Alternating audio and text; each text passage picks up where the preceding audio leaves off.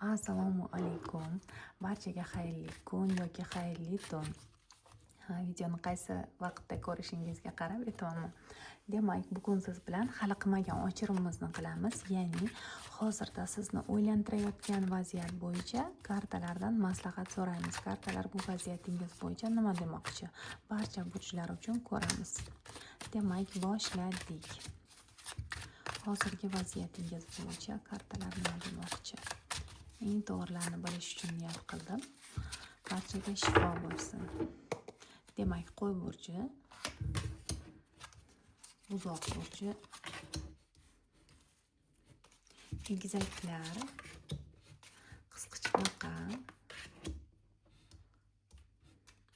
arslon va sumbula burchi. Ana endi tarozi, chayon, o'qotar, tog' echkisi, qovg'a va baliq burchlari. Demak, tayyor bo'lsangiz boshlaymiz. Qo'y burchi vakillari siz uchun nima demoqchi? Agarda kim bilandir arazlashib qolgan bo'lsangiz, yana yarashish niyatda bo'lsangiz, yarashuv bo'ladi. 20li vaqtlar, balki 20 kundan keyin 20-chislo va hokazo. Bundan tashqari, oldin ham tushgan vaziyatlaringiz yana takrorlanishi mumkin. Bundan tashqari, iloji boricha sog'lig'ingizga e'tiborli bo'ling. Agar sog'liq bilan bog'liq oila a'zolaringiz yoki o'zingizning sog'lig'ingiz bilan bog'liq bo'ladigan bo'lsa, shifokorga borishingiz lozim. Shifokor maslahatini olishingiz kerak. Bundan tashqari, bir qismingiz uchun oldin tugab ketgan vaziyatlar, balki yakunlangan narsalar yana yangitdan boshlanishi mumkin. Yangi tug'ilishdek bo'lishi mumkin siz uchun. Demak, buzoq burchi vakillari.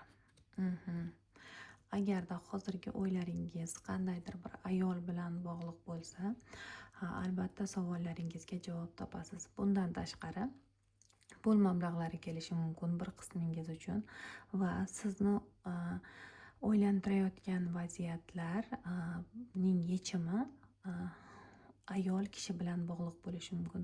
Balki siz o'zingiz yechim topa olishingiz mumkin. Chunki bu yerda aynan buzoq burchi vakillarining yer guruhining kartasi, yer guruhi ayol kishisi. Va o'zingizga biroz e'tibor qaratishingiz lozim. Balki yangi nimadir olishingiz lozim o'zingiz uchun. Egizaklar burchi vakillari, biroz ikkilanishlardasiz, qo'rquvlaringiz bor. Iloji boricha tushlaringizga ahamiyat bering. Tushlaringizda sizga sizni qiynayotgan vaziyatlar bo'yicha qandaydir bir belgi, ishoralar bo'lishi mumkin. Va hozirda qo'rqayotgan qo'rquvlaringiz ham bekorga qo'rqayapsiz. Ya'ni siz o'ylagan narsalar balki boshqacha bo'lishi mumkin. Bundan tashqari, atrofingizda yolg'onchi insonlar ham bor. O'sha insonlarga e'tiborli bo'ling. Hammani gapiga ham ishonavermang. Ana endi qisqichbaqa burchi vakillari. Qisqichbaqa burchi vakillari. Agarda adolat qaror topishini xohlayotgan bo'lsangiz, siz tomonga albatta adolat qaror topadi. Bundan tashqari, dokumentatsiya, yuristlar, advokatlar bilan bog'liq ishlaringiz bo'lsa, bular ham sizning foydangizga, xudo xohlasa, hal bo'lish ehtimoli yuqori. Va qilayotgan ishlaringizda o'zingiz ham juda ham adolatli bo'lishingiz lozim.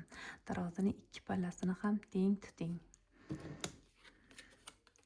Arslon burchi vakillari, barchasi o'zingizning qo'lingizda.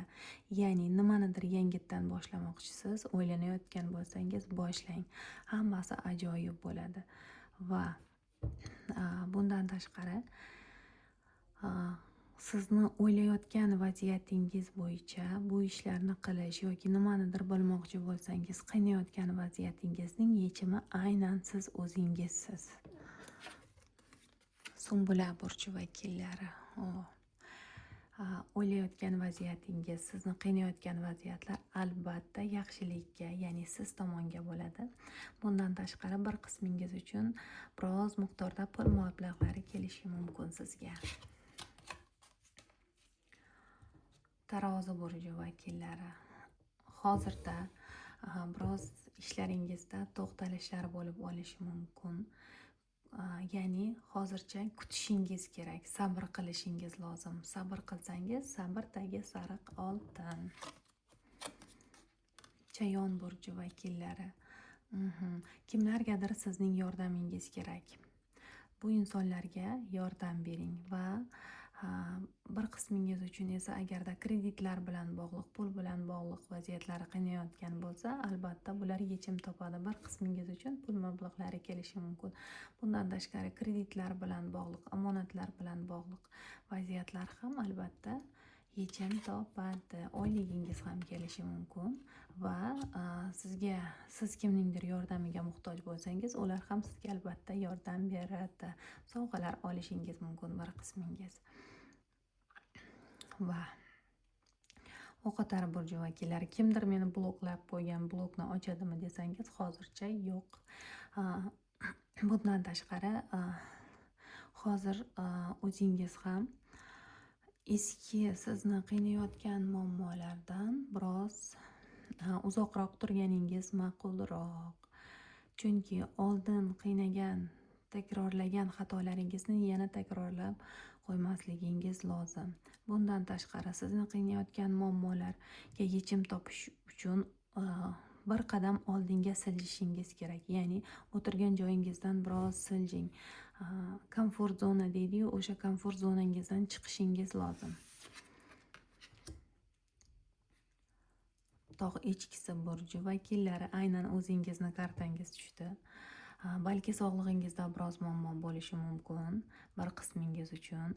Ichayotgan dorilaringizga e'tiborli bo'ling va nimadir yoki kimlardir sizga qandaydir bir noto'g'ri ma'lumotlar berish, ya'ni qandaydir bir takliflar bilan kelishi mumkin. Har bir taklifni o'ylanib ko'ring, chunki ularning orqasida boshqa bir vaziyatlar bo'lishi mumkin. Deylik, sizga biron bir chiroyli taklif bo'ladi-yu, ammo bu ishni qilsangiz sizni keyinchalik qandaydir bir muammolarga duch kelishingiz mumkin. Deylik, biron bir kredit olasiz, ammo uni orqasida to'lashingiz lozim bo'lgan foizlar bor. Misol tariqasida aytdim va atrofingizda sizni ham biroz yolg'onchi insonlar bo'lishi mumkin. Va Qovg'a burji vakillari, tabriklayman, ajoyib energiyalar, pul mablag'lari. Bundan tashqari uyingizda yangi remont boshlashingiz mumkin. Oilangiz bilan ajoyib bir vaqt o'tkazishingiz mumkin. Sizni qiynayotgan, ayniqsa pul bilan bog'liq oilaviy muammolar bo'ladigan bo'lsa, albatta bular ham chiroyli yechim topadi. Va nihoyat baliq burji vakillari. Baliq burji vakillari biroz ikkilanishlardasiz. O'zi baliq burji vakillari doim ikkilanishlarda, chunki